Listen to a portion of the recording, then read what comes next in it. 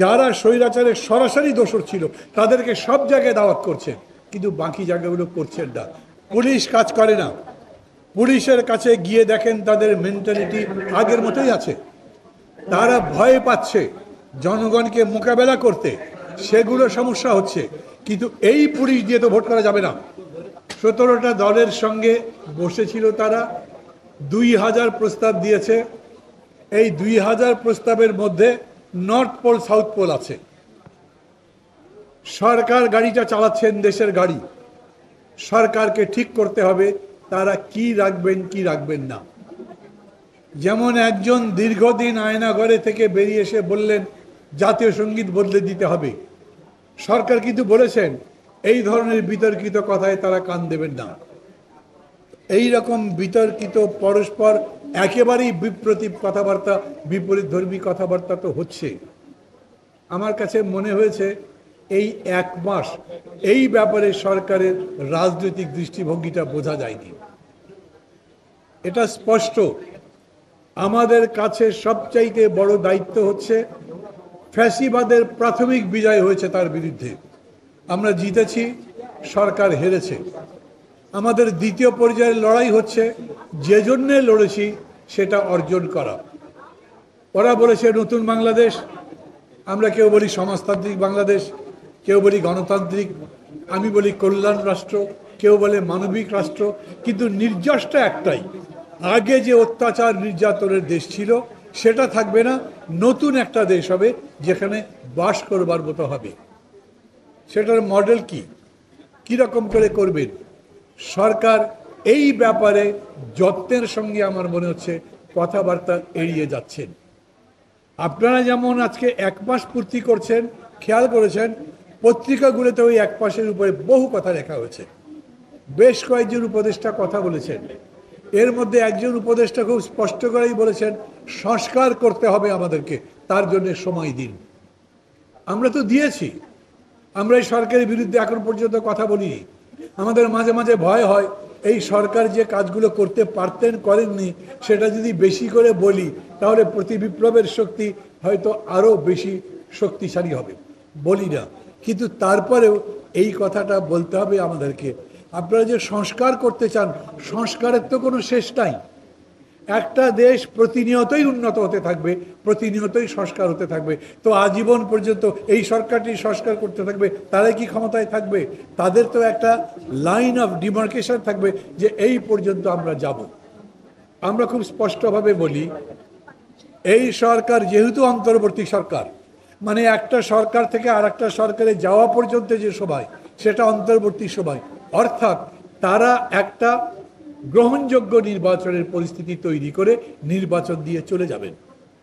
তারপর তারা যদি নিজেরা দলটল করেন, করবে নাকি জানি না। আমাকে অনেকে জিজ্ঞেস করছে ভাই বিকালে শহীদ মিনারে কি নতুন পার্টি হচ্ছে, জানি না, কিন্তু বাজারে তো কথা আছে।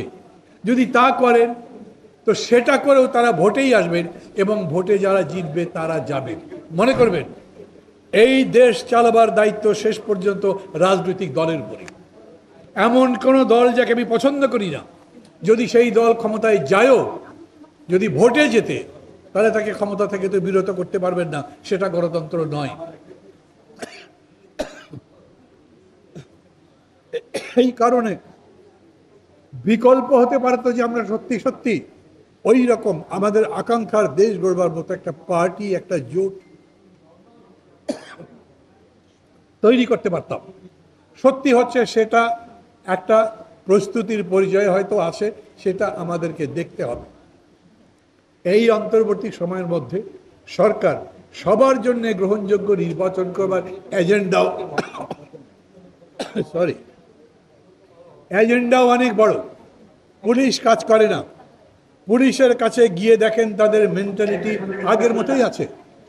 তারা ভয় পাচ্ছে জনগণকে মোকাবেলা করতে, সেগুলো সমস্যা হচ্ছে। কিন্তু এই পুলিশ দিয়ে তো ভোট করা যাবে না। কেবলমাত্র আইজির জায়গায় একটা আইজি বসলো, কিছু ঊর্ধ্বতন কর্মকর্তার জায়গায় আপনি বদলি করে একটা দুটো ভালো লোকও দিলেন, সেটা কিন্তু জনবান্ধব কোনো পুলিশ প্রশাসন তৈরি করবে না। একটা জনবান্ধব পুলিশ প্রশাসন যেটা জনগণের নির্বাচনকে নিশ্চিত করবে, তার জন্য কতদিন লাগবে সেটা বলেন। একটা প্রশাসন যেটা জনবান্ধব হবে তার জন্য কতদিন লাগবে সেটা বলেন।